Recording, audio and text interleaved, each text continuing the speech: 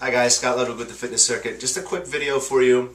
I realize at the advent of this current Platinum Club that we still have a lot of people asking questions about diet and that sort of thing.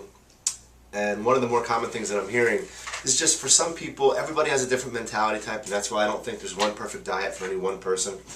It's whatever will help you stick to some form of regimen that is better than what you're currently doing. So in the process, some people are talking about, oh, it's so complicated, and what foods am I supposed to eat, and what types of breads can I have, and what types of meats am I supposed to have. And while I don't think it's terribly complicated, I understand that for some people it can be overwhelming. So now I don't want you to hang on this as the end-all be-all of the way to diet. It's just an easy thing for some people to do, and it's going to give you two numbers, 50 and 25.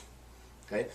Keep your daily fat intake under 50 and try to keep your daily sugar intake under 25. I would love for that to be mostly whole foods and not very processed and stuff like that, but for some people, I just had a conversation with someone this morning that they're finally getting to the point where they're really into the workouts and that sort of thing, but they're just not there with the diet yet. And so to go from where they are now to a very, very structured diet, it's just a little overwhelming for them. So these are two numbers that will absolutely help you.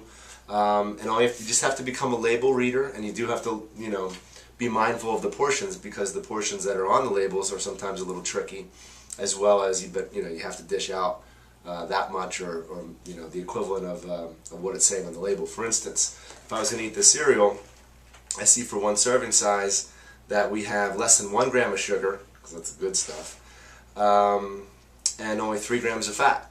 So I could, if you had like one of those little small spiral-bound notebooks, those tiny ones, or even an index card that you can literally carry in your pocket if you have a pen with you, and every time you eat something, you can write down, you have to look at the label, how many grams of fat, how many grams of sugar it is.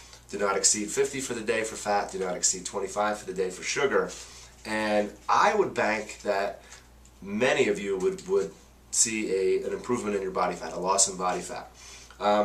Certain things that may not have labels, you just Google it. I just did a nutritional information carrot, and I got a company that is giving me, at least for a particular serving size, 1 cup chopped, giving me all the information that pertains to that carrot. That apple, if it doesn't have a label, you can look it up on Google and find it out, and then just make sure that you're within that serving size.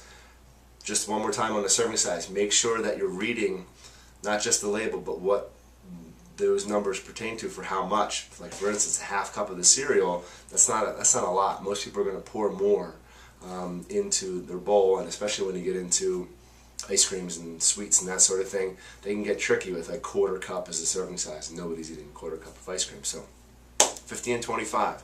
No more than 50 grams of fat, no more than 25 grams of sugar.